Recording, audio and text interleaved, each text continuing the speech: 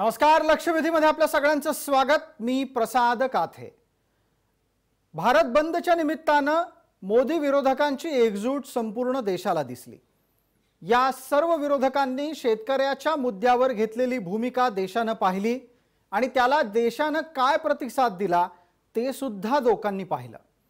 एकीकडे भारत बंदच्या नावाखाली झालेलं आंदोलन डोळ्यासमोर आहे, तर दुसऱ्या बाजूला शेतकऱ्यांचं दिल्लीच्या सीमेवर सुरू असलेलं आंदोलन आहे। या आंदोलनात चर्चेच्या एकामागून एक फेऱ्या घडतात। याची 6वी फेरी घडण्यापूर्वी भारत बंद आंदोलन करण्यात आलं। कदाचित त्या निमित्तानं सरकारवर दबाव आणण्याचा प्रयत्न असावा। या आंदोलनाच्या माध्यमातून सरकारवर दबाव आणून अधिकाधिक लवकर आपल्याला हव्या त्या पद्धतीने मागण्या मान्य करून घेण्याचा हा यत्न असावा असंही लक्षात येऊ शकतं। पण हे सगळं घडत असताना सरकार दरबारी काय चाललंय? सरकार आपल्या भूमिकेवर ठाम आहे। सरसकट कायदे रद्द होणार नाहीत हे सुद्धा सरकारने सांगितलंय। कायद्यामध्ये काही बदल करायचे असतील तर त्याची निश्चित चर्चा केली जाईल, मात्र काय बदल करायचे आहेत ते पटवून द्यावं लागेल असं सरकारने म्हटलंय। त्याच्याही पलीकडे जाऊन महत्त्वाची गोष्ट म्हणजे दिल्ली आणि आसपासच्या परिसरात कडाक्याची थंडी येऊ घातली आहे। हे पाहता आंदोलकांमधल्या वयोवृद्ध माणसांना, लहान मुलांना परत पाठवावं अशी एक अत्यंत महत्त्वपूर्ण, संवेदनशील आणि माणुसकीच्या दृष्टीने योग्य मागणी केंद्र सरकारने केली आहे। आंदोलकांनी मात्र अद्याप या मागणीचा स्वीकार केलेला दिसत नाही। भारत बंद झालेला आहे। भारत बंद आटोपल्याच्या नंतर चर्चेची पुढची फेरी आहे आणि त्यानंतर आंदोलनाची दिशा काय असेल हा सगळ्यांनाच पडलेला प्रश्न आहे। हे आंदोलन देशपातळीवर होणार का? देशपातळीवर ज्या पद्धतीने या आंदोलनाची धग वाढवत न्यायची आहे ते पाहता सर्व वाहतूकदार या आंदोलनात सहभागी होणार का? देशभरातल्या प्रत्येक भाजीपाल्याचा पुरवठा थांबवण्याचा प्रयत्न केला जाणार का? मोदी सरकारच्या विरोधात असलेल्या सर्व पक्षांचा मनापासून या आंदोलनाला पाठिंबा आहे का? या आणि अशा असंख्य प्रश्नांसह आजची लक्षवेधीची चर्चा। भारत बंद झाला, आता नंतर पुढे काय?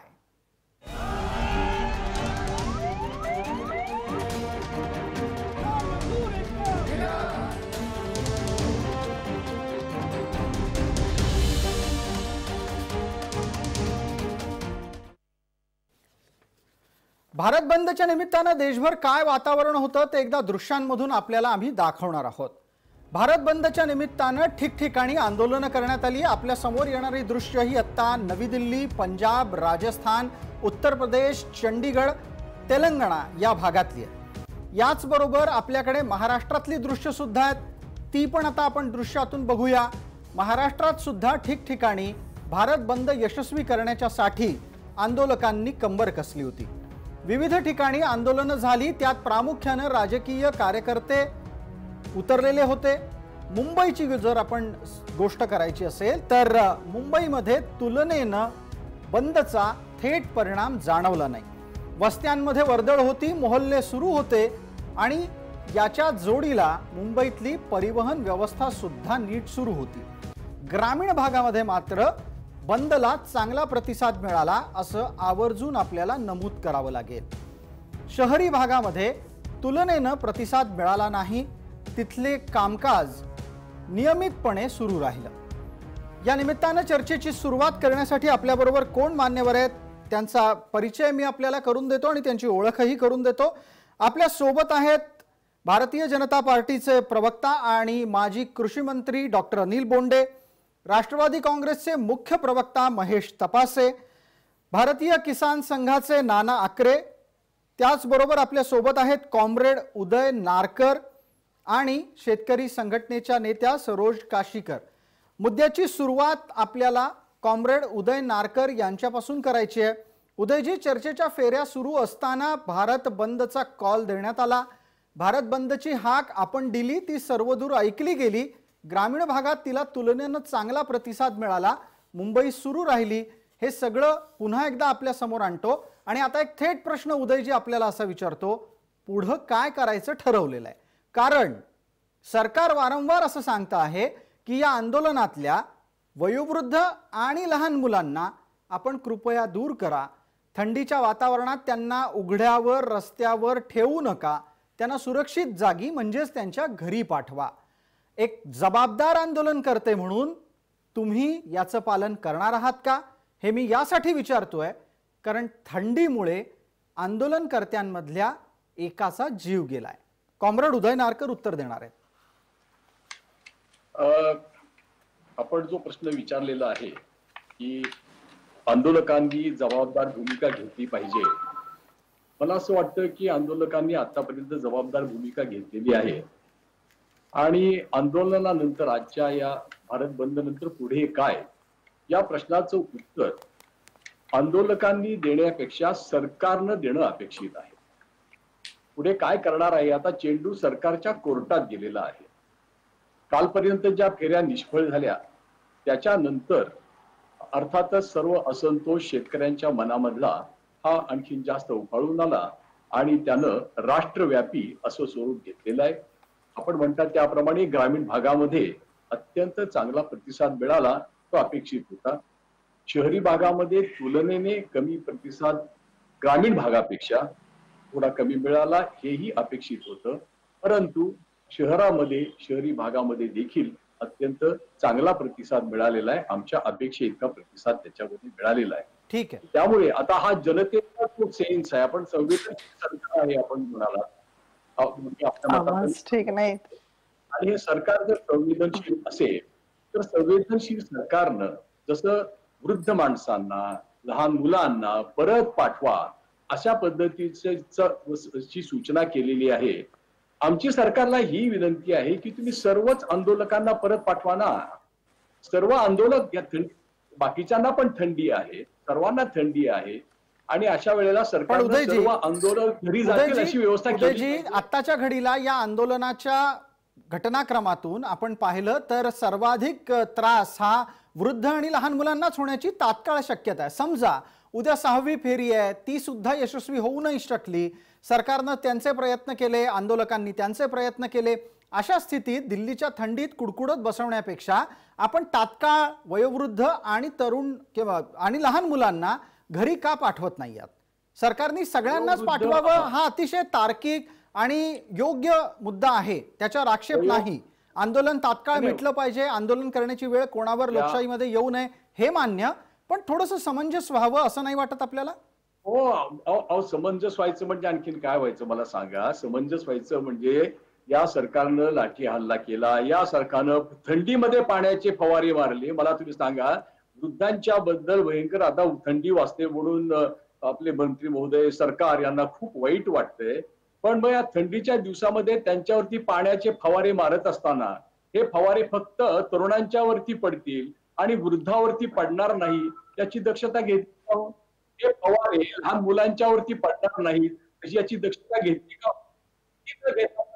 मला असं वाटतंय, बघा मला असं वाटतंय की हा प्रश्न सोडवण्याचा जो मार्ग आहे तो म्हणजे असा की शेतकऱ्यांनी केलेली मागणी आहे, सरकारने मागणीला हो की नाही एवढं उत्तर देणं अपेक्षित आहे. हो की नाही उत्तर देणं अपेक्षित आहे. डॉक्टर अनिल बोंडे आपल्या सोबत आहेत, ते या प्रश्नावर बोलतील. पण त्याच निमित्तानं बोंडे साहेब, आपण या गोष्टीचाही खुलासा करा की आंदोलकांशी सरकार ज्या पद्धतीनं वागतं आहे ती भूमिका संवेदनशील आहे का? पाण्याचे फवारे करणारं सरकार आता जर म्हणत असेल की आपल्याला आंदोलकांमधल्या वयोवृद्ध आणि लहानग्यांना घरी पाठवायला हवं, तर ही संवेदनशीलता काल कुठे गेली होती? आणि आज आंदोलन संपूर्णपणे मिटेल यासाठी सरकार तात्काळ काही करणार आहे का?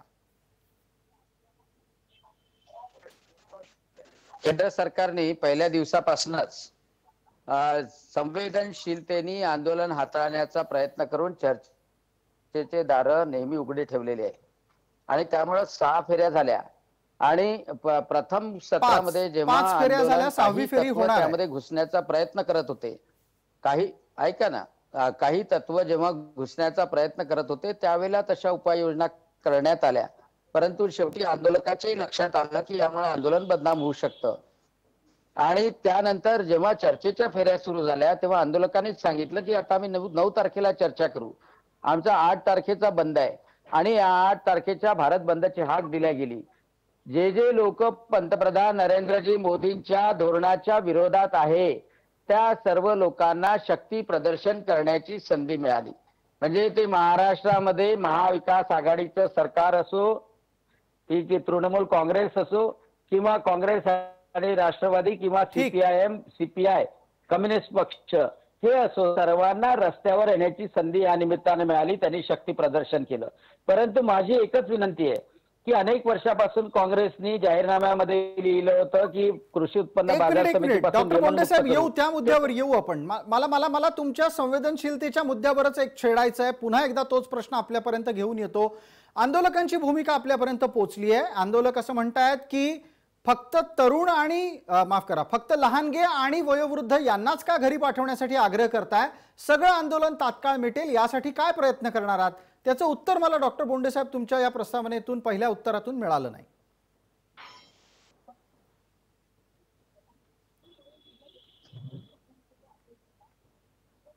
बोंडे साहेब, आपल्याला प्रश्न विचारला होता, आपल्यापर्यंत माझा आवाज पोहोचलाय? हा, सांगा ना. अगदी मी प्रश्न आपल्याला हा विचारला होता. एक वेळा रिपीट करा. मी प्रश्न आपल्याला हा विचारला होता की आंदोलन संपूर्णपणे आणि लवकरात लवकर मिटेल यासाठी सरकार तात्काळ आणि संवेदनशीलतेनं काय करतंय? निश्चितपणे नरेंद्र सिंग तोमर, कृषी मंत्री, आणि गृहमंत्री अमितजी शहा हे सातत्यानं आंदोलकांशी संपर्कामध्ये. आज राकेशजी टिकेत सुद्धा संध्याकाळी भेटणार आहेत. आणि उद्याची जी फेरी, ती फेरी ज्या आंदोलकांच्या सूचना असतील, खरं आंदोलक मागतात का, हे म्हणजे या कायद्यामध्ये दोष काय आहे हे दाखवून देण्यासाठी कोणीच समोर येत नाही. पुढच्या काळामध्ये काय होतील प्रधानांनी सांगितलेलं SP सुद्धा. डॉक्टर बोंडे आपला आवाज ये जा करतोय, पण तुमचा एक मुद्दा घेतो आणि त्या अनुषंगाने महेश तपासे यांना प्रश्न विचारतो. महेशजी, माझा आवाज नीट येतोय आपल्यापर्यंत? जी, अगदी धन्यवाद महेशजी. माझा एक थेट प्रश्न आहे. आताच्या घडीला आंदोलकांच्याकडून चर्चेची एक फेरी पुढे जात असताना आता राज्यकर्त्यांशी कोणाशी चर्चा करायची यात मध्ये सुद्धा बदल होताना दिसतोय.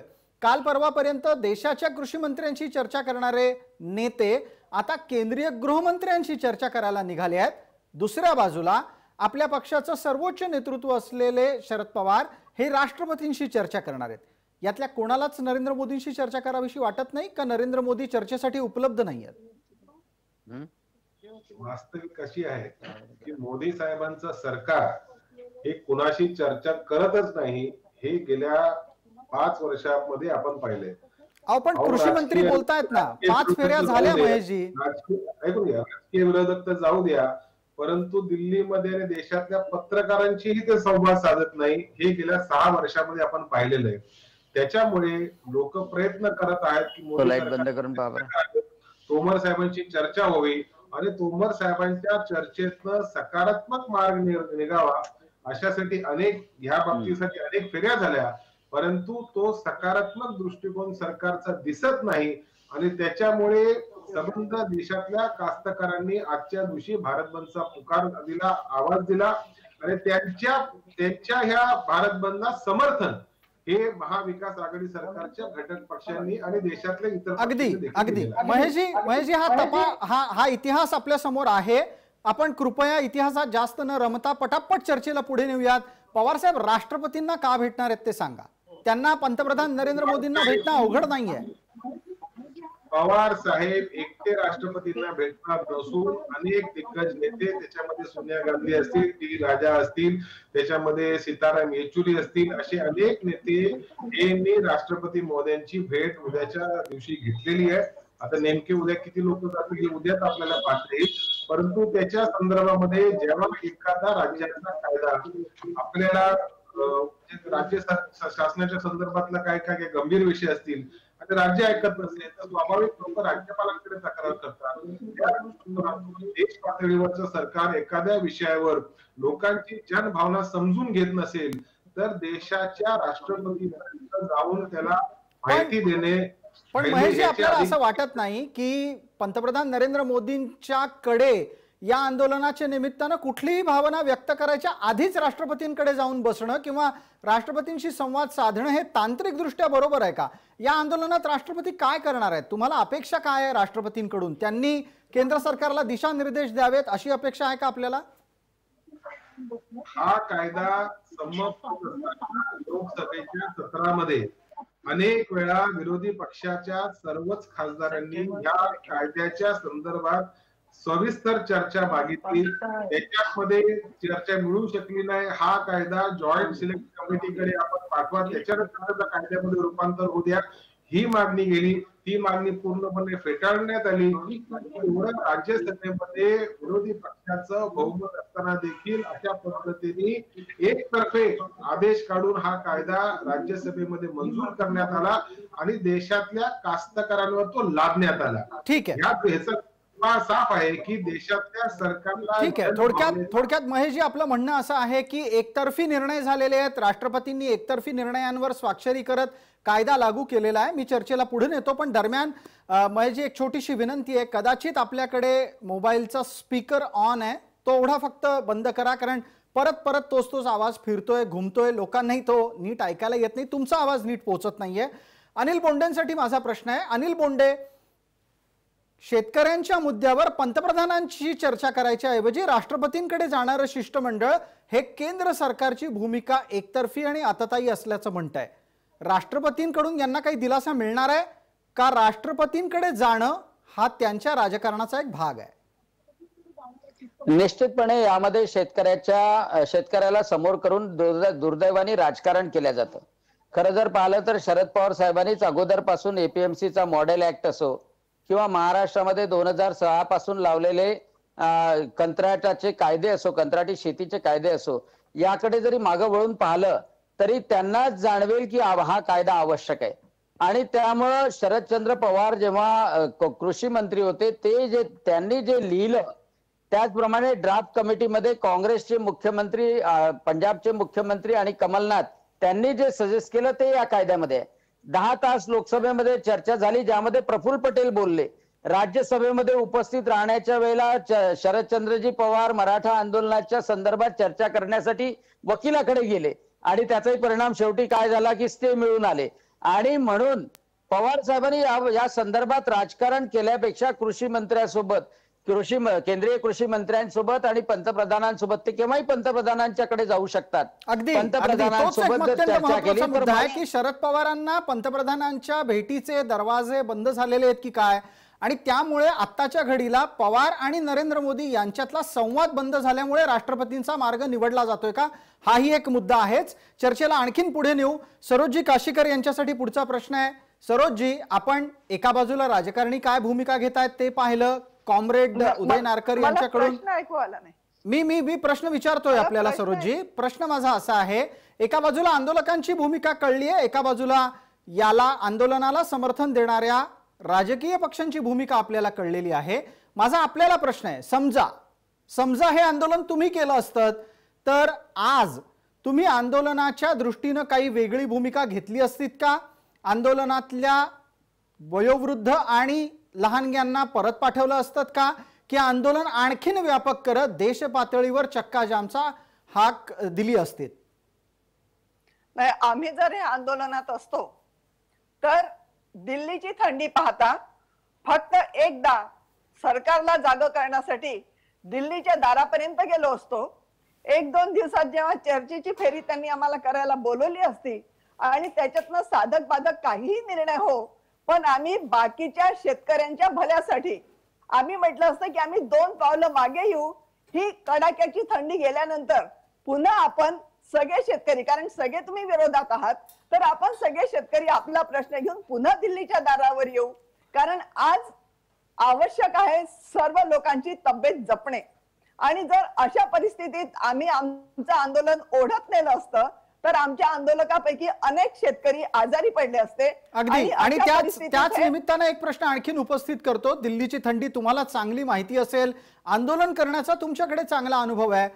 आत्ताच्या घडीला हे आंदोलन असंच राहिलं, रस्त्यावर असेच सर्व वयोगटातले तरुण, पुरुष, स्त्री, महिला जर बसून राहिले तर धोका काय संभवतो? सरोजजी, आपल्यासाठी प्रश्न आहे. यातला धोका फार वाईट आहे. हो, हा धोका आहेच. आता स्त्रियांना, लहान मुलांना, वयोवृद्धांना किंवा तरुणांना सुद्धा या कोरोनाच्या काळात आपण तिथे घेऊन बसलो, हे खरं तर त्या जे कोणी नेतृत्व करतात आहे त्या नेतृत्वाने हा विचार करणं गरजेचं आहे. राजकारण बाजूला ठेवा, तुमचे सगळे प्रश्न बाजूला ठेवा. ज्यांच्यासाठी आम्ही रस्त्यावर उतरलो, जर त्यांच्याच तब्येती चांगल्या राहणार नाही, त्यांना जर आपण काही करू शकणार नाही, वाचवू शकणार नाही, तर मग त्या आंदोलनाला अर्थ काय?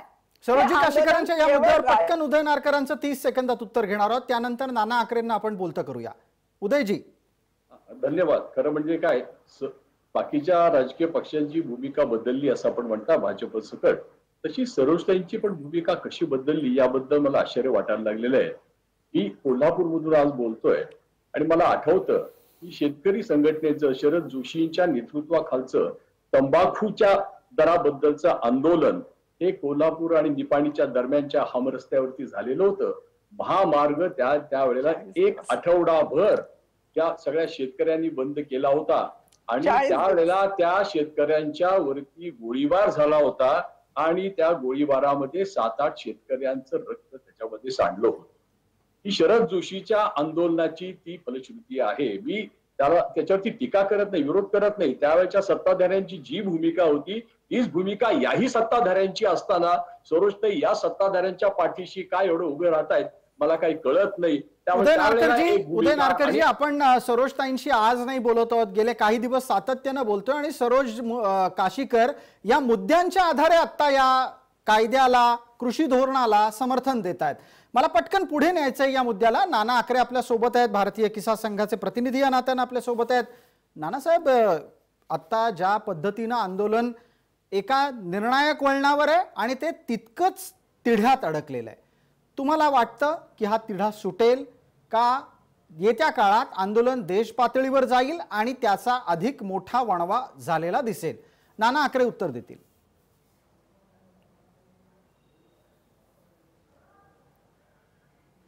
तिढा निश्चितच सुटेल. आपण सकारात्मक विचार करूया. ही जी उद्याची 9 तारीख आहे ही सर्व शेतकरी नेत्यांच्या सहमतीने ठरलेली आहे आणि असं असताना एक दिवस आधी म्हणजे आज 8 तारखेला भारत बंदचं आवाहन करणं हेच काही न समजण्यासारखं आहे. जर का उद्या 6वी फेरी 9 तारखेला होणार आहे, त्यात जर काही यश मिळालं नाही, एकमत झालं नाही आणि काही मार्ग निघाला नाही, तर त्यानंतरच्या तारखेला भारत बंद आपण समजू शकलो असतो. त्यामुळे यांचे बोलते धनी काही दुसरे आहेत आणि राजकीय पक्षांचा पाठिंबा घेऊन हे सगळं शेतकरी चळवळ आणि त्या पद्धतीचं आंदोलन आणि त्याला उग्र स्वरूप देणे, लोकांच्या याचं काही हो, जीवाचं काही हो, याची पर्वा न करता जे काय ते सीमेवरती, दिल्लीच्या सीमेवरती थांबलेले आहेत, यांची सर्वांची पर्वा न करता आणि भारतभर याचं जागरण करण्याचा प्रयत्न जो केला हा अत्यंत दुर्दैवी आहे. भारतीय किसान संघाने सगळ्यात पहिलं आंदोलन केलं या मुद्द्यावर. जसा 5 जूनला हा कायदा लागू झाला, आपण लक्षवेधीमध्ये हा एक महत्त्वाचा मुद्दा आणला की भारतीय किसान संघानं यावर सगळ्यात पहिल्यांदा आंदोलन केलं. मग आता भारतीय किसान संघ आजच्या आंदोलनात का नव्हता? हा, ते सांगतो ना काय. आजच्या आंदोलनामध्ये यासाठी नाही की भारतीय किसान संघाची भूमिका या पद्धतीचं हे रस्ता रोको, रेल रोको आणि लोकांचं जनजीवन ठप्प करणे, त्यांचा रोजगारापासून बाजूला नेणे ही किसान संघाची भूमिका यापूर्वी नव्हती, नंतरही राहणार नाही. लोकांनी आम्हाला मवाळ किसान संघटक म्हटलं तरी चालेल, आम्ही जहाल नक्कीच नाही. आज शहरामध्ये दूध पुरवठा, जीवनावश्यक वस्तू बंद करणे किंवा लोकांचा व्यवसाय बंद करणे हा भीतीपोटी बंद होतो. 10% भीती 100% लोकांच्या मनात निर्माण होते आणि त्यामुळे लोक भीतीपोटी आपलं दुकान बंद ठेवतात, वाहनं बंद ठेवतात. हे बंद सफल याचं भूमिका समजू नये समजणाऱ्यांनी. अगदी फार एक महत्त्वाचं निरीक्षण आपण मांडलं. पटकन डॉक्टर अनिल बोंडेंसाठी प्रश्न आहे. डॉक्टर अनिल बोंडे, मग याच निकषाच्या आधारावर आज भारत बंदला मिळालेलं समर्थन आपल्याला मोजता येईल का, की खऱ्या अर्थानं जनता या मुद्द्यावर तुमच्या सरकारच्या विरोधात गेली याचं तुम्हाला भान आलेलं आहे? नाही, आजच्या भारत बंद मध्ये फक्त राजकीय पक्षाचे कार्यकर्ते होते, त्यांच्या झेंड्यासगत. कोणी शेतकरी नव्हता. शेतकरी स्वतःच्या शेतामध्ये होता आणि व्यापार आणि कृषी उत्पन्न बाजार समित्या बंद होत्या, कारण की कृषी उत्पन्न बाजार समित्यांच्या मनामध्ये भीतीच टाकलेली आहे की कृषी उत्पन्न बाजार समित्या बंद होतील. दुसरं त्या राष्ट्रवादी काँग्रेस किंवा अकाली दल किंवा राजकीय पक्षाच्या हातामध्ये कृषी उत्पन्न बाजार समिती आहे, त्यांचं उत्पन्न बंद होणार आहे असं उत्पन्न बंद होणार आहे अशी त्यांच्या मनात भीती आहे आणि त्याच्यामुळे राजकीय हेतून सगळ्या कृषी उत्पन्न बाजार समित्या महाराष्ट्रातल्या राष्ट्रवादी आणि काँग्रेसच्या ताब्यात आहे, त्यांनी त्या बंद केल्या. व्यापाऱ्यांना कृषी उत्पन्न बाजार समितीच्या व्यापाऱ्यांना आडत्यांना वाटतं की आपल्या पोटावर लाथ बसणार आहे, त्याच्यामुळे ते समर्थन करतात आहे. मी तर असं म्हणेल या व्यापारी आणि आडत्यांच्या पैशाच्या जोरावर हे आंदोलन आहे आणि इथे तरी काय आहे पंजाबमध्ये 27,000. एक सवाल मला विचारायचा आहे डॉक्टर बोंडे साहेब, मला एक प्रश्न विचारायचा आहे. थोडंसं आपण आपल्या काळाला रिवाइंड करूया आणि अरुण जेटलींचं भूतकाळातलं राज्यसभेतलं भाषण आपल्याला आठवत असेल. त्यावेळेला अडते योग्य होते, आता अडते कसे काय अयोग्य झाले, या 12 वर्षात काय बदललं? समितीपासून नियमनमुक्त केलं नाही, काँग्रेसने नियमनमुक्त केलं नाही. ती पहिली हिंमत नरेंद्रजी मोदींनी दाखवली आहे आणि ती शेतकऱ्यासाठी दाखवली, सामान्य शेतकऱ्यासाठी 2 एकराच्या 3 एकराच्या शेतकऱ्यासाठी ती हिंमत दाखवलेली आहे. आणि म्हणून माझं हे म्हणणं आहे की हे फक्त शक्ती प्रदर्शन केलं, राजकीय शक्ती प्रदर्शन. महेशजी, अल्पभूधारक शेतकऱ्यांच्या साठी कृषी धोरण अपेक्षितरित्या कार्यान्वित होत असताना धाकदपटशानं समर्थन मिळवण्याचा प्रयत्न महाराष्ट्रात झालाय का? तशा प्रकारचं निरीक्षण जर राजकीय विरोधकांचं, तुमच्या राजकीय विरोधकांचं असेल तर हे निश्चित तुम्हालाही लक्षात यायला हवं की ज्या मुद्द्यावर आपण लढतो आहोत जनतेत तो मुद्दा पोहोचलेला नाही, जनतेला तो पटलेला नाही. अनिल बोंडेंचं वक्तव्य पूर्णपणे मी ऐकलं. त्यांच्या आतापर्यंतच्या वक्तव्यामध्ये एकच सत्य गोष्ट ते बोलले की महाराष्ट्रातील कृषी उत्पन्न बाजार समित्या ह्या त्यांच्या पक्षाकडे नाही.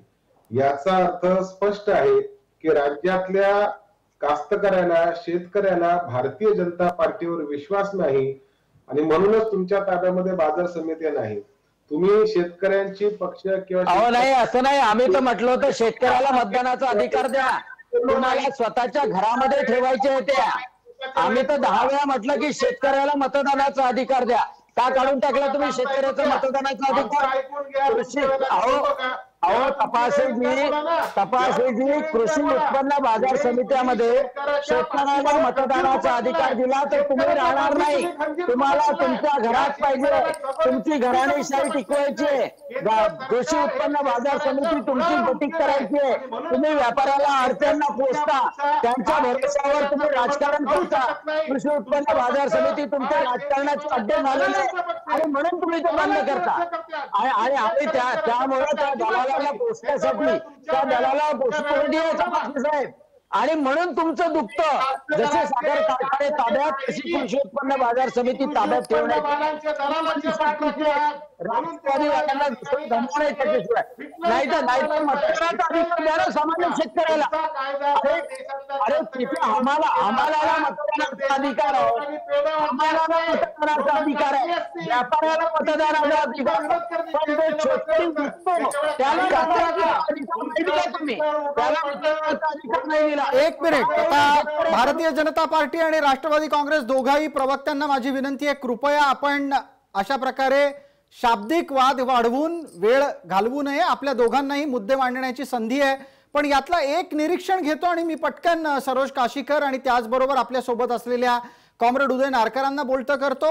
प्रत्येकासाठी 30 सेकंद आहेत. सरोजजी, राजकीय पक्ष जर अशा पद्धतीने आपल्या भूमिका घेणार असतील तर हे शेतकरी आंदोलन उद्याच्या दिवसांमध्ये तुम्हाला सुटलेलं दिसेल का? उदय नारकरांसाठी वेगळा प्रश्न आहे, त्याच्यासाठी त्यांच्यासाठी वेगळी. हे बघा, या सर्व राजकर्त्यांच्या राजकारणामुळे सर्वसामान्य शेतकऱ्यांची ससेहोलपट होत आहे. आज त्यांच्या जीवन मरणाचा प्रश्न आहे. हा कायदा त्यांच्या बाजूने किती, त्यांच्या विरोधात किती, हे त्यांना पटवून सांगण्यापेक्षा त्यांना स्वतःचं राजकीय बलाबल सिद्ध करून दाखवायचं आहे. म्हणून हे सर्व राजकीय पक्ष रस्त्यावर उतरलेले आहे. राहिला प्रश्न उदयजींनी जे मला विचारलं की मी कोणत्या पक्षाचं बाजू घेते का, त्यांना सांगते उदयजी मी कोणत्याही पक्षाची बाजू घेत नाही. आणि शरद जोशींनी जे आंदोलन चालवलं होतं ते गोळीबार होईपर्यंत आंदोलन नाही. शरद जोशींना अटक केल्यानंतर त्यावेळच्या काँग्रेस सरकारने गोळीबार केला होता आणि हात बांधून बसलेल्या शेतकऱ्यांवर गोळीबार केलेला होता. आणि हा गोळीबार काही शरद जोशींमुळे झाला नाही. आणि त्याच्यानंतरचा जर तुम्ही शेतकरी संघटनेच्या आंदोलनाचा इतिहास बघितला की ज्या आंदोलनात मी स्वतः हजर होते, त्या आंदोलनाच्या इतिहासात असं घडलं नाही.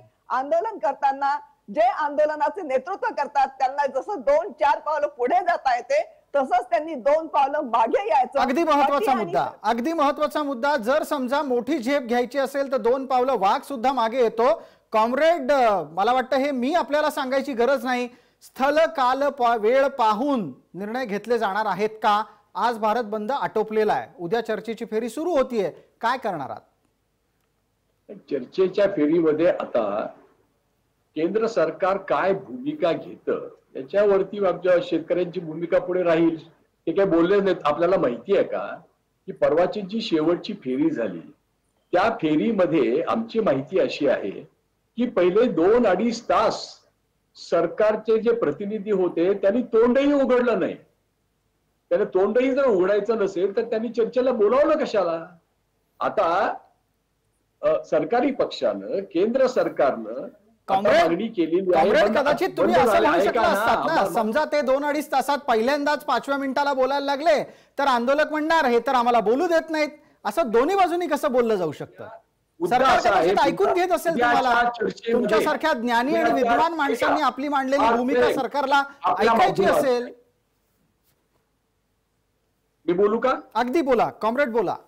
आपल्या माध्यमामधून इथे जे भारतीय जनता पक्षाचे प्रतिनिधी आहेत त्यांना शेतकरी आंदोलकांच्या वतीनं एक सवाल मी विचारतो, तो असा की यांनी एक जी मागणी केलेली आहे शेतकऱ्यांनी की हे 3 कायदे हे शेतकरी हिताच्या विरोधामध्ये असल्यामुळे मागे घ्यावेत. आपण मागे घेणार आहात का? याला भारतीय जनता पक्षाच्या प्रतिनिधींनी लगेच उत्तर देतील. पण अनिल बोंडेंवर ही सक्ती असता कामा नये की हो का नाही मध्ये बोला.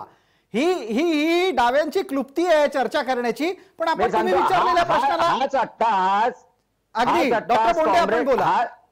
पुढे बोलू द्या. हाच अट्टहास कॉम्रेड करतात आहे. खऱ्या अर्थानं शेतकऱ्याच्या स्वातंत्र्याचे हे कायदे आहेत.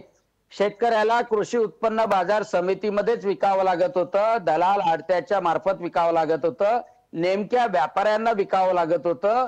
त्यांच्यापासून मुक्तता, त्याला कृषी उत्पन्न बाजार समितीमध्ये जाता येते, बाहेरही विकता येते. डॉक्टर बोंडेंचं स्वप्न होतं. डॉक्टर बोंडे, कायद्याची पिसं काढली जातील. आपण आपली भूमिका काय करणार आहात? केंद्र सरकार कायद्याच्या संदर्भात काय भूमिका घेणार आहे? त्यामध्ये काही बदल घडवायचे असतील तर सांगा. ठीक आहे, काही बदल घडवायचे असतील तर सांगा, अशी भूमिका डॉक्टर बोंडेंनी मांडली. वेळेची मर्यादा आहे म्हणून आपण एक छोटी विश्रांती घेऊन पटकन परत येतोय लक्षवेधीच्या पुढच्या भागामध्ये.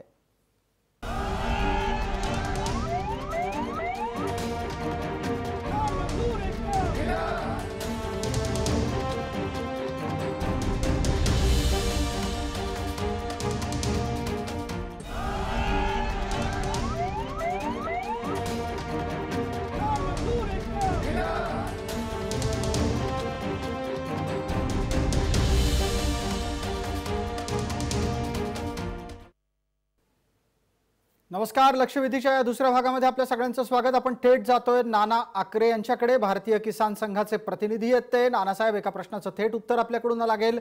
जर समजा हे आंदोलन मागे घेतलं गेलं नाही आणि ते देशव्यापी करण्यासाठी प्रत्येक पाऊल उद्यापासून टाकलं गेलं तर आपल्या देशाची अशा प्रकारच्या आंदोलनाला आत्ता सामोरं जायची तयारी आहे का? हे मी का विचारतोय, कारण कोरोना काळामध्ये भारत तसाही 8 महिने बंद आहे. थोडीशी गाडी रुळावर येत असताना ही आंदोलनं केली जात आहेत. या आंदोलनामुळे भारताचं काय नुकसान होऊ शकतं?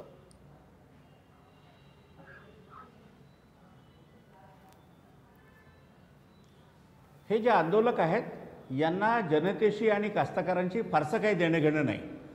कोरोना वाढला काय, लोकांचे उद्योग बंद झाले काय, या सगळ्या गोष्टीची काही देणं घेणं नाही. हे सगळे पॉलिटिकल पार्टींनी मोटिवेट केलेले आणि जनतेमध्ये जाऊन मतांची भीक मागणारे सगळे राजकीय पक्षाचे लोक आहेत. त्यामुळे हे वाढवण्याचं यांचं तंत्र ठरलं आहे.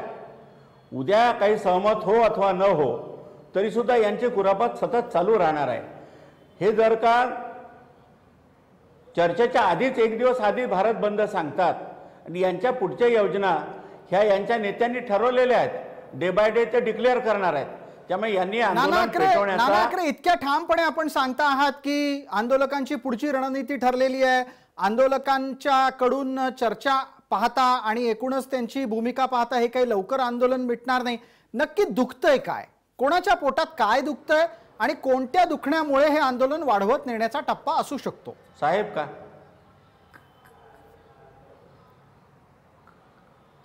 काय आहे साहेब, जेव्हा एखादी चर्चा 7-7 तास चालते आणि त्यातून काहीच निष्फळ निघत नाही आणि बोर्ड झळकतात, येस ऑर नो सांगा.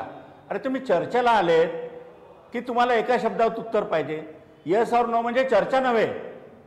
येस ऑर नो म्हणजे तुम्हाला आरोपीच्या पिंजऱ्यात उभा करून विचारणे आहे. हा प्रकार नाही आहे. जर केंद्रीय मंत्रिमंडळाचे 4-5 सदस्य भारत सरकारतर्फे बोलून राहिले आहेत आणि तुमचेही 30 संघटनांचे नेते त्या ठिकाणी पोचले आहेत, नेते म्हणा तर कशाला, ते राजकीय लोक आहेत किंवा दलाल आहेत किंवा दलालांचे प्रतिनिधी आहेत. आज देशातल्या इतर भागामध्ये कॉम्रेड उदय नारकर यांना पटकन बोलता करण्याची वेळ आहे. कॉम्रेड, हा अत्यंत गंभीर आरोप आहे आंदोलनावरचा की चर्चेला आलेली माणसं राजकीय आहेत आणि नुसती राजकीय नाही आहेत तर ते दलाल. काथे साहेब मी बोलू का? अगदी बोला डॉक्टर. त्यांनी बघा कसं आहे की आपल्याला ही तू विवीची आपल्याला काही चर्चा करायची नाही. काय होतं की जर त्यांनी आंदोलकांना तर कोणाचे दलाल असं जर त्यांनी नामाविधान केलं असेल तर आमचे पंतप्रधान हे कॉर्पोरेट हाऊसेसची दलाली करायला बसलेत काय? तिथे अंबानीची आणि अदानीची दलाली करायला बसलेत काय? अंबानीच्या जिओची जाहिरात कुणी केली? अंबानीच्या जिओची जाहिरात पंतप्रधानांनी करावी, त्याचे सगळे फोटो छापून आले. ही दलाली नाही तर काय आहे? कॉम्रेड, इथे काय संदर्भ आहे याचा? मला बोलायचं नव्हतं या विषयावरती. नाही बोला ना, आवर्जून बोला. लोकशाहीमध्ये तुम्हाला बोलण्याचं पूर्ण स्वातंत्र्य आहे, पण एका उत्पादनाची जाहिरात पंतप्रधानांनी केल्याचा आक्षेप आपण करता, त्याचा इथे काय संबंध आहे? आमचं काय संबंध आहे या मुद्द्याचा? खाते साहेब, आमचं याबद्दल अत्यंत स्पष्ट मत आहे. एका उत्पादनाची जाहिरात करायला पंतप्रधानांनी येणं, पंतप्रधान म्हणजे मॉडेलिंग करणारी व्यक्ती नाही आहे. यापूर्वी असं कधी घडलं नाही का भारताच्या इतिहासात? या भारत देशानं फोटो अशा प्रकारे उत्पादनावर छापले गेले नाहीत का? पंतप्रधान आहेत ते. हा देशाचा अपमान आहे. हा देशाचा अपमान. थोडासा इतिहास आपल्याला डोकून पाहावा लागेल. कोणाबरोबर झालंय का नाही? ठीक आहे, आपण भारतीय जनता पार्टीच्या प्रवक्त्यांना उत्तर द्यायची संधी देऊयात या विषयावर. पण मला मुद्दा नाही कळला. मला कॉम्रेड आपला मुद्दा नाही कळला. पंतप्रधान जाहिरातीत झळकले की नाही हा मुद्दा आता काढण्याच्या ऐवजी तुमच्या आंदोलनात सगळे जण प्रामाणिकपणे आलेत का आणि सगळे जण शेतकऱ्यांचे प्रतिनिधी आहेत का? आता मी तुम्हाला म्हणू का हो की नाही मध्ये उत्तर द्या. तुम्ही द्याल? काय तुम्ही हो की नाही मध्ये उत्तर द्याल का? तुमच्या आंदोलनात सगळे शेतकरी नेतेच आहेत का? मला प्रश्न विचारलाय का? अगदी कॉम्रेड, आपल्यालाच प्रश्न विचारला. काय विचारलाय? तिसऱ्यांदा प्रश्न विचारतोय. कदाचित प्रश्न ऐकून आपण टाळता आहात का मला माहिती नाही. मी परत प्रश्न विचारतो. ते विषयांतर करण्यातच माहेर आहेत हे लोक. मी त्यांना मुद्द्यावर आणतोय. नानासाहेब, मी त्यांना मुद्द्यावर आणतोय. कॉम्रेड, माझी विनंती आहे, माझा प्रश्न पूर्ण ऐका. तुमच्या आंदोलनामध्ये सगळे जण शेतकरी नेते आहेत का? हो की नाही? हे आंदोलन शेतकऱ्यांनी केलेलं आहे. आता कॉम्रेड असं कसं करता? हो की नाही मध्ये द्या ना उत्तर. हो की नाही मध्ये उत्तर द्या. आहे. अच्छा, आहे. शेतकरी आहे. ठीक आहे, सगळे जण आहेत, शेतकरी नेते आहेत, शेतकरी आहेत. ठीक आहे, चला, धन्यवाद. तुम्ही निदान हो की नाही मध्ये उत्तर दिलं. डॉक्टर अनिल बोंडे आपल्या सोबत आहेत. अनिल बोंडेजी, मुख्य आक्षेप आहे सरकारच्या इच्छाशक्तीवरचा, सरकारच्या हेतूवरचा, सरकारच्या प्रामाणिकतेवरचा. नाही, सरकारची इच्छाशक्ती अतिशय चांगली आहे आणि ते सातत्यानं चर्चेसाठी त्यांना बोलावतात आहे. त्याच नेत्यांनी सांगितलं की 9 तारखेला आम्ही चर्चा करू. आज राकेशजी टिकेत गृहमंत्र्यांशी चर्चा करतात आहे. परंतु कॉम्रेड असो किंवा काँग्रेस असो किंवा बाकीचे विरोधातले नेते असो, त्यांना असं वाटतं की यामधून मार्ग निघू नये. आणि असा अनेक मोठा शेतकरी वर्ग आहे जे शरद जोशींच्या वारंवार चर्चेमध्ये येतोय. मला यावरचं उत्तर सापडत नाहीये की त्यांना यातून मार्ग निघू नये असं का वाटतं? नक्की कोणाच्या पोटात काय दुखतंय ते सांगा ना डॉक्टर. कोणाला कोण नकोय ते सांगा. यांचा मोदी द्वेष आहे. कोरोनाच्या काळामध्ये पूर्ण देश अतिशय चांगल्या तऱ्हेने सांभाळला. जो जीडीपी खाली गेलेला होता, जो जीएसटी कमी झाला होता, तोही आता नॉर्मल पेक्षा जास्त आला. जीडीपी सुद्धा वर जातोय. म्हणजे देशाला एका पातळीवर नेता तर तिथे महेश तपासे उत्तर देणार आहेत त्याचं. हो, तिथे कुठेतरी ऐका ना त्या कुठेतरी अडसर कसा निर्माण करता येईल, या देशाच्या प्रगतीला कुठेतरी अडचण निर्माण करता येईल, हे कॉम्रेडचं स्वप्न आहे. कॉम्रेड जिओची जाहिरात केली तर संतप्त होतात, पण चायनाचं प्रॉडक्ट तिकडे येते, त्याविरुद्ध कॉम्रेड कधी बोलणार नाही. कारण की कॉम्रेडच्या डीएनए मध्येच ते लिहिलेलं आहे की चीनला दबायचं. ठीक आहे, चीनला दबायचं हे कॉम्रेडच्या डीएनए मध्ये. ठीक आहे. तुमच्या जीडीपीच्या मुद्द्यावर मला महेश तपासेंना बोलता करायचंय. महेशजी, याचा प्रतिवाद करता येईल का की मोदी द्वेषानं झपाटलेली माणसंच या आंदोलनाला अधिकाधिक कायम ठेवण्यासाठी प्रयत्नशील आहेत? उन्हे यांची इच्छा आहे. एक मिनिट डॉक्टर आता थांबा. महेश तपासे बोलतायत, आपण त्यांना वेळ दिलेला आहे. महेशजी, आपण बोला. मगाशी नानासाहेब आणि डॉक्टर बोंडे यांनी ज्या दोन विषय मांडल्या त्या गोष्टीला मी आक्षेप असा घेतो की काल आजचा जो भारत बंद आहे त्याला शेतकरी आणि शेतकरी संघटनांनी तो भारत बंद पुकारलेला आहे. त्याला समर्थन त्या ठिकाणी दर्शवलेलं आहे. आम्ही तो पुकारलेला नाही. आम्ही जेव्हा चर्चेची मागणी लोकसभेमध्ये आणि राज्यसभेमध्ये होतो, नानासाहेब तुमच्या पहिल्या वक्तव्याचं मी उत्तर देतोय की कालच्या बैठकीमध्ये येस किंवा नो जो मागाशी तुम्ही म्हणत होता, तर लोकसभेमध्ये आणि राज्यसभेमध्ये जेव्हा चर्चेची मागणी विरोधी पक्ष करत होती, जॉईंट सिलेक्ट कमिटीकडे हे बिल पाठवा अशी मागणी करत होती, तेव्हा तुम्ही हा कायदा चर्चेविना का मंजूर केला, हा पहिला प्रश्न भारताचे नागरिक तुम्हाला आज विचारतात. दुसरं, आमचा मोदी देश असू शकेल तुम्ही म्हणतात ते चला मान्य करतो, पण परदेशातनं आज भारताच्या शेतकऱ्याच्या बाजूने उभे राहणारे अनेक नागरिक आहेत. एक मिनिट महेशजी माफ करा, पण या परदेशात बसलेल्या लोकांनी भारतीयांच्या या आत्ताच्या आंदोलनावर भाष्य करणं हे थोडंसं चुलत्यानं पुतण्याच्या विषयी बोलण्यासारखा प्रकार आहे. परिस्थिती काय आहे ती त्या परदेशातल्या लोकांनी समजून घेण्याची गरज आहे. महेशजी, ते लोक देखील भारताच्या कास्तकारांच्या बाजूने त्यांचं समर्थन दर्शवत आहेत. याच्यात पण मग फक्त कॅनडातूनच सगळ्यात जास्त समर्थन काय यावं? ज्यांनी खलिस्तान्यांना सगळ्यात जास्त शरण दिली त्या कॅनडालाच इतकं पोटात का दुखावं? महेशजी, लोकांच्या प्रती जे आमचं कर्तव्य ते महत्वाचं आहे. तुम्ही काही बोलायला असं करणार, पार्लिमेंटमध्ये चर्चेच्या वेळी तुम्ही का वेळ दिला नाही हा तुम्हाला प्रश्न. महेशजी, शेतकऱ्यांनी जरी बंद पुकारला होता, आज रस्त्यावर कोण दिसले?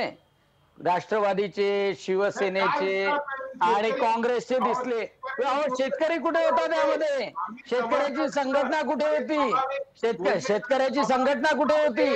आणि तुम्ही कॅनडा मधलं समर्थन म्हणता, खलिस्तानच्या वेळेला कॅनडामधून समर्थन आलं होतं.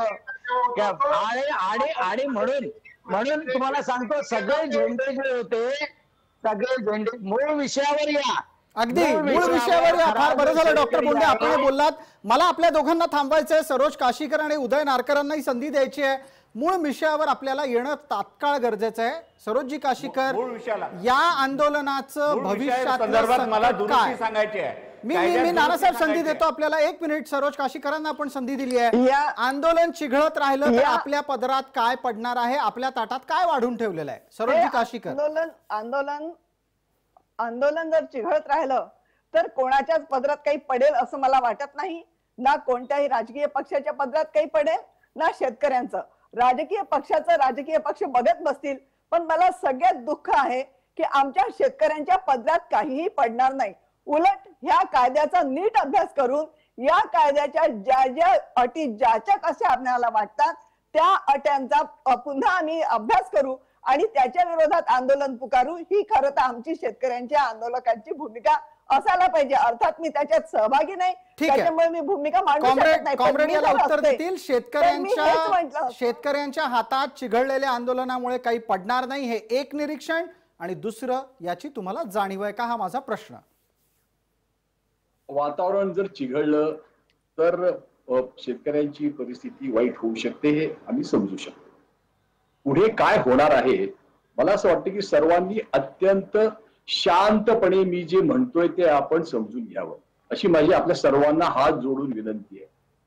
पुढे काय होऊ शकतं याची पावलं आज आपल्याला दिसू लागलेली आहेत.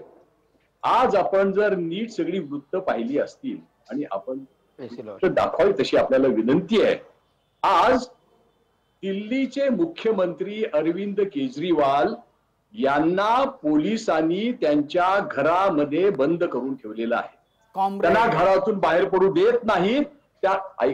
काल त्यांनी सिंघू बॉर्डरमध्ये जाऊन या आंदोलकांची भेट घेतल्यानंतर आज पोलिसाचे ताफेच्या ताफे हे मुख्यमंत्र्यांच्या घराबाहेर आहेत आणि मुख्यमंत्र्यांनी असा आरोप केलेला आहे की मला माझ्या घराच्या बाहेर पडलं दिलं जात नाही. कॉम्रेड, त्या अरविंद केजरीवालांचं वागणं कसं आहे हे आपल्याला चांगलं माहित असेल. मी आपल्याला सांगण्याची गरज नाही.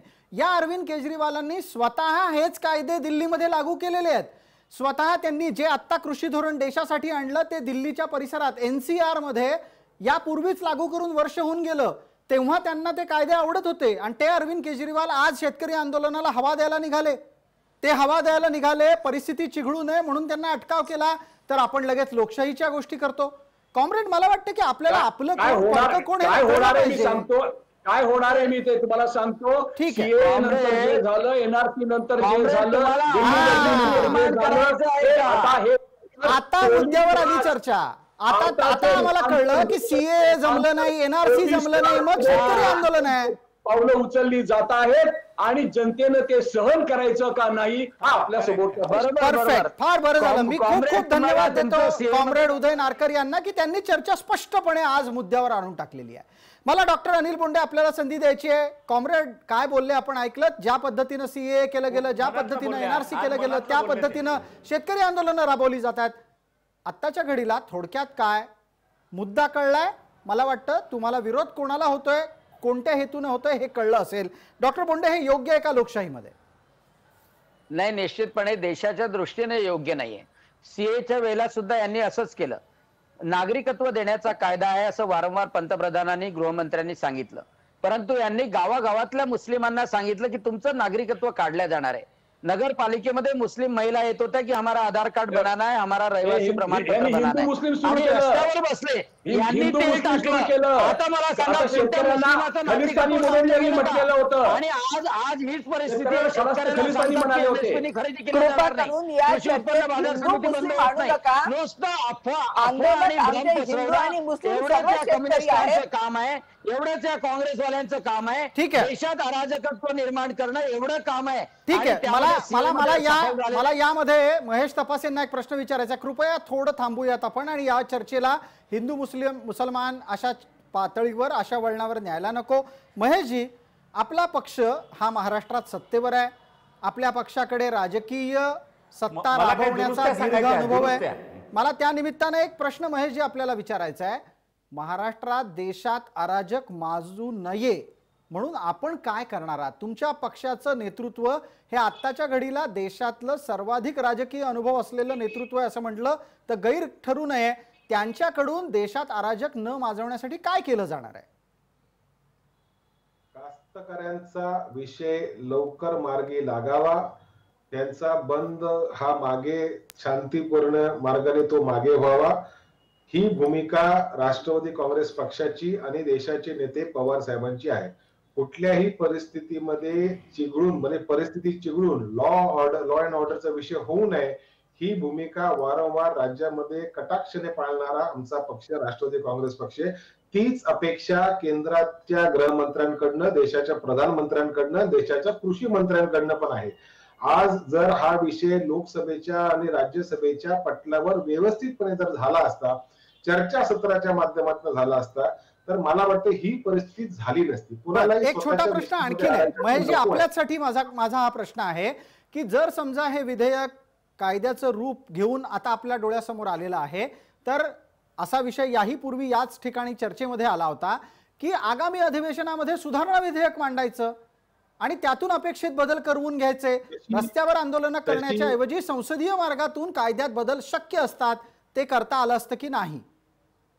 निश्चितच तशी भूमिका देशाच्या गृहमंत्र्यांनी, पंतप्रधानांनी अशी जर भूमिका मांडली की आताच्या कायद्यामध्ये ज्या काय चुकीच्या त्यांना म्हणजे लोकांना अपेक्षित असलेले जे बदल आहे त्याच्यावर सरकार अभ्यास करून पुढच्या लोकसभेच्या सत्रामध्ये ते विषय मागे घेईल, त्याच्यानंतरच लागू करेल, अशा पद्धतीची जर भूमिका सरकारने घेतली तर मला वाटतं की आंदोलन करण्याची काही आवश्यकता नाही. परंतु तशी भूमिका सरकार घेत नाही म्हणून कास्तकार रस्त्यावर उतरले. ठीक आहे नानासाहेब, संसदीय आयुध वापरून केंद्राच्या कायद्याला विरोध करणं शक्य असताना केंद्र अडमुठी भूमिका घेत आहे म्हणून रस्त्यावर विरोध होतोय, हा तर्क पटतो?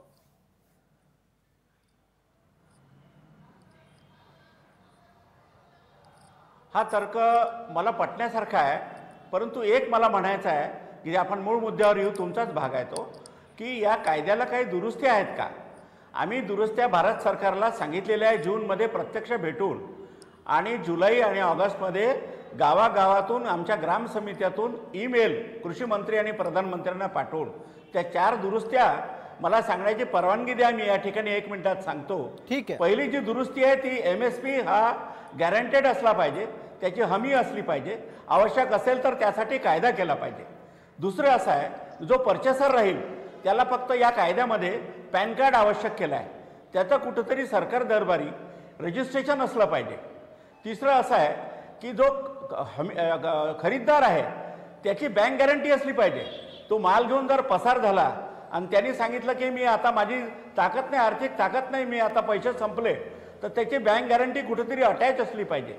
आणि चौथा जो मुद्दा आहे तो अनेक गोष्टीला लागू होतो की या ठिकाणी जे न्यायनिवाडा समजा हे झाला, वाद झाला, डिस्प्यूट आला, तर या कायद्यामध्ये असं दिलं आहे की डेप्युटी कलेक्टर लेवलचा SDO आणि फायनली कलेक्टर हाच तो न्यायनिवाडा करेल. न्यायालयात जाण्याची परवानगी नाही आहे शेतकऱ्यांना. भारतीय किसान संघाने हे भारत सरकारला सांगितलं आहे, आंदोलन करून सांगितलेलं आहे, आंदोलन ईमेल द्वारा झालंय. ठीक आहे, 20,000 ईमेल गेल्या भारतातून. डॉक्टर अनिल बोंडेंना माझा प्रश्न आहे, डॉक्टर आपल्याला कॉम्रेड यांचं ऐकायचं नाही, तुम्हाला काँग्रेसचं ऐकायचं नाही, तुम्हाला राष्ट्रवादीचं ऐकायचं नाही, तुम्हाला शिवसेनेचं ऐकायचं नाही, अहो निदान संघाच्या किसान संघाचं तरी ऐकणार आहात की नाही? सुधारणा ज्या आहे त्या अतिशय स्वागतार्ह आहे आणि ते केंद्रीय कृषी मंत्री नरेंद्रसिंग तोमर यांनी सुद्धा त्यामध्ये सकारात्मक भूमिका घेतलेली आहे आणि हेच अपेक्षित आहे. आंदोलकाच्या माध्यमातून सुद्धा ज्या सुधारणा येतील, नरेंद्रसिंग तोमर यांनी सांगितलंय की आम्ही त्या स्वीकारू, म्हणजे त्याचा विचार करू. परंतु जेव्हा काही आंदोलक किंवा राजकीय पक्ष म्हणतात की तिन्ही विधेयक खारिजच करा, हे तिन्ही विधेयक रद्द करा, तर त्याचाच अर्थ हा होतो की पुन्हा कृषी उत्पन्न बाजार समितीच्या गुलामीमध्ये शेतकऱ्यांना यांना ढकलायचं आहे. एक पटकन संधी 30 सेकंदासाठी उदय नारकर यांना. कॉम्रेड कृपया 30 सेकंदात, माझ्याकडचा वेळ संपत चाललाय. महेशजी आणि नानासाहेबांनी ज्या सूचना केलेल्या आहेत त्या अत्यंत स्वागतार्ह सूचना आहेत. त्याला फक्त मी एवढी एकच जोड देतो, ते म्हणजे आता सरकारनं असं जाहीर करावं की ही जे 3 कायदे केलेले हे कायदे आम्ही आता स्थगित करत आहोत, हे पुन्हा चर्चेला लोकसभेमध्ये आणि राज्यसभेमध्ये आम्ही घेत आहोत आणि त्याच्यावरती पुन्हा एकदा संसदेची संपूर्ण चर्चा त्यामध्ये होऊ दे आणि चर्चा होऊन त्याच्या संबंधी निर्णय सिलेक्ट कमिटीकडे ते नेमावेत. ठीक आहे, सरोजी काशीकर पटकन 30 सेकंदात, तुम्हाला असं वाटतं का नव्या कृषी धोरणाचं भवितव्य सुद्धा CA आणि NRC सारखं अधांतरी होऊन जाणार आहे? हो, जर या पद्धतीचं आंदोलन चालत राहिलं आणि दोन्ही पक्ष आपापल्या ठिकाणी राहिले तर हे असंच होणार आहे. त्याच्यामुळे कृपा करून दोन्ही पक्षांनी शेतकऱ्यांच्या फायद्यासाठी, या शेतकऱ्यांच्या आयुष्यात स्वातंत्र्याची पहाट उगवावी, यासाठी दोन्ही पक्षांनी समजूतदारीची बाजू घ्यायची आहे. शासनाने पण शेतकऱ्यांच्या ज्या योग्य चुका दुरुस्ती करून घ्यायच्या या विधेयकात त्या त्यांनी दुरुस्त करून घ्यायला पाहिजे. मात्र हे कायदे रद्द होऊ नये हा आमच्या शेतकरी संघटनेचा त्यांना कळकळीची विनंती आहे. ठीक आहे, धन्यवाद सरोजी काशीकर आणि यांच्यासह उपस्थित असलेल्या सर्व मान्यवरांचं. वेळेची मर्यादा असल्यानं आपण लक्षवेधीमध्ये इथेच थांबतोय. मात्र ताज्या बातम्यांसाठी आपण पाहत रहा फक्त जय महाराष्ट्र.